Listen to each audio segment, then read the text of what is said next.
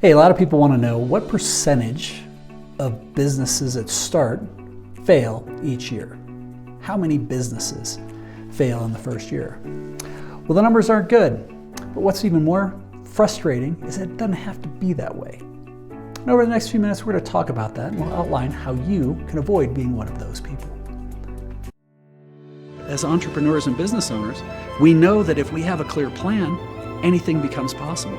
And if you can have a clear plan, a clear process to create that plan, and a way to create clarity with your partner or spouse, you can drive to amazing heights.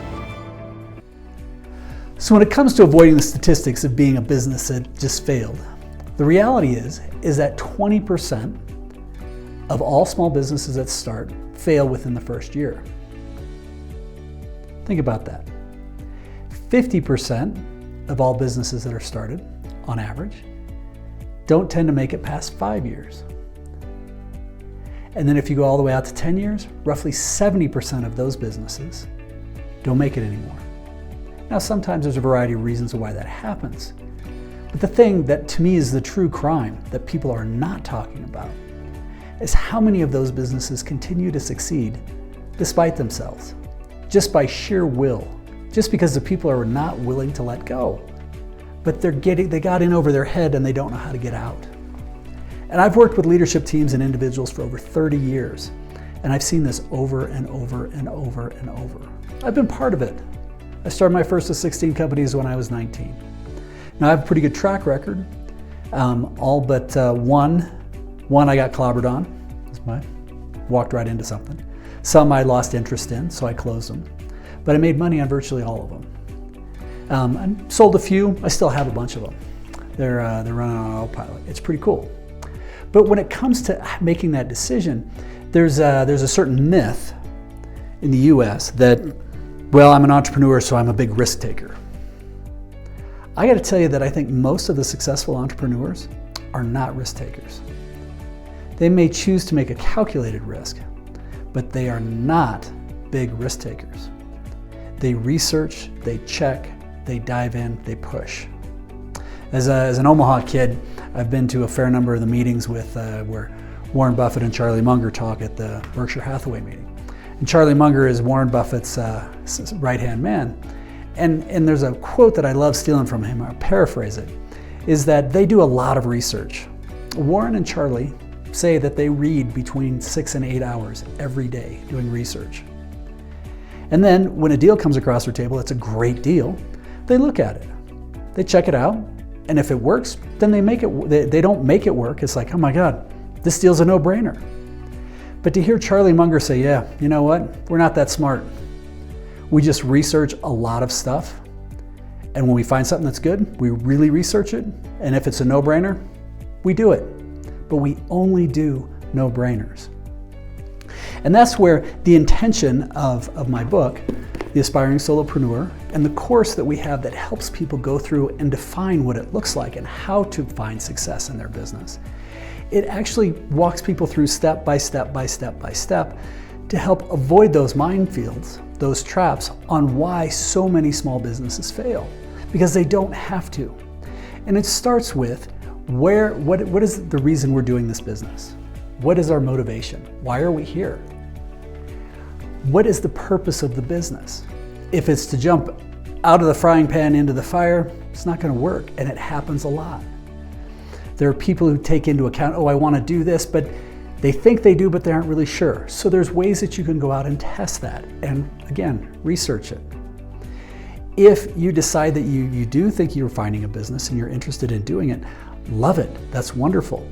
But you can do it. And here's the thing, this is what's so beautiful right now, is it has never, ever been easier to test, research, vet, and potentially even get contracts for a business with virtually no money.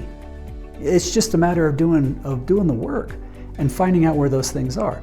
Now, sometimes figuring out the guide on how we get there, that's a different challenge. But that's where there's a lot of tools out there. There are people, there's a whole army of people, from accountants to attorneys to insurance folks, that want to help see you be successful. And you can start asking those questions, and you can research and test and research and test. So when people say, oh, you've had 16 companies, Kluver, you must be a big risk taker. I'm like, candidly, what's scary to me would be risky is working at a job where my mouth, I could talk back to somebody, I get fired. That to me is riskier. When it comes to actually starting a business, I'm very risk adverse. I have actually built hundreds and hundreds of business plans and gone through, and I can't tell you how many businesses I've looked at and researched and tested, and then I find something that's interesting and I go down that road and I talk to more people about it, and I talk to more people about it, and I try and learn, and I see where that leads me, and it leads me here, leads there, leads in different directions. But you have to think about what are the motivations when you're starting that business so you're not part of that 20% that fails in that first year. But first is, what does your life look like? Well, on a holistic level, what do you want your life to look like? And if you're only chasing money, more often than not, going out and starting your own business is not necessarily the best thing.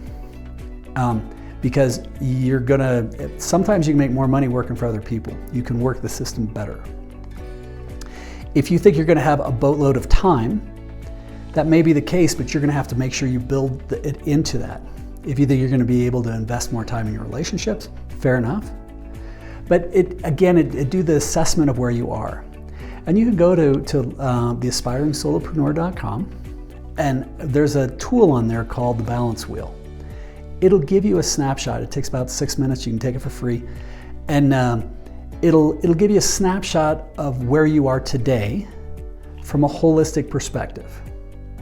And what I would suggest is when you start with that, start with that review and say, okay, if I own my own small business, what would amazing look like for a well-rounded life? Now, when I'm coaching public CEOs, I use the same tool to help get started, to help them look at things in a different light. But you need to start with where you want to get to. Because a lot of times, people who are in that 20%, that 50%, that 70%, they just get burned out. That's one of the reasons they quit. They're making about the same money, maybe they're making a little bit more, but maybe that's all they're doing. Or maybe they're unfulfilled. Maybe they thought it would be fun, but they end up working from home by themselves all the time and they just don't enjoy it. So making sure that you define to start with, what does the end look like in mind? That's going to be one of those cornerstones. Second piece then is go through and define what is the product or service you're offering. And again, on this channel and in the book and on the site, we help people figure out what does that look like? How do you go about checking it? Before you quit your job, unless you got the boot, and so what? Invest more time, good for you. But then you get it about 2/3 of the way done, figure out roughly what you're looking for, not 100%, and then start talking with other people. See how other people are solving the problems. Again, while you're still employed.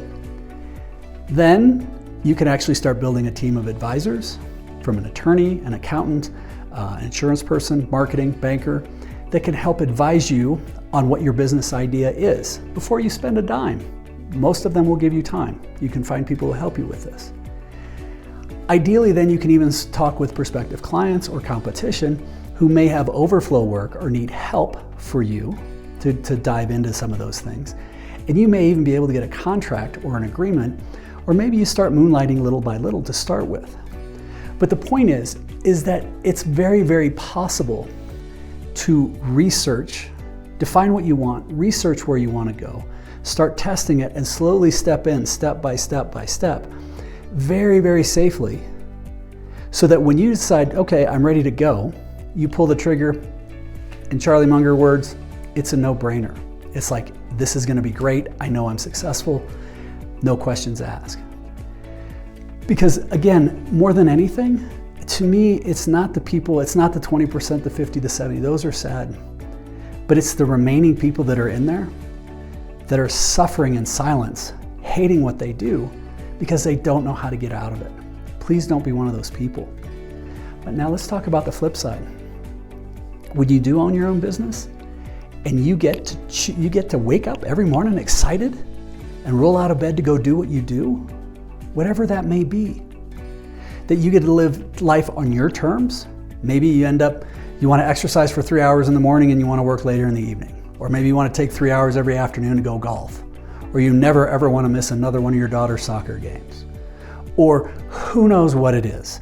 But when you define those motivations and you define what success looks like, and you start building your life around that, oh my God, the world becomes a very, very beautiful place. And it's 100% possible. But you have to remember that you're the one, the person you saw in the mirror when you were brushing your teeth this morning, who's 100% accountable for where you are today and where you're going tomorrow. But when you do start living that life, there's nothing better. So with that, please, if you enjoyed this, subscribe to this channel. We got a bunch of other videos on here. If you got questions, reach out to us. Right on, keep smiling.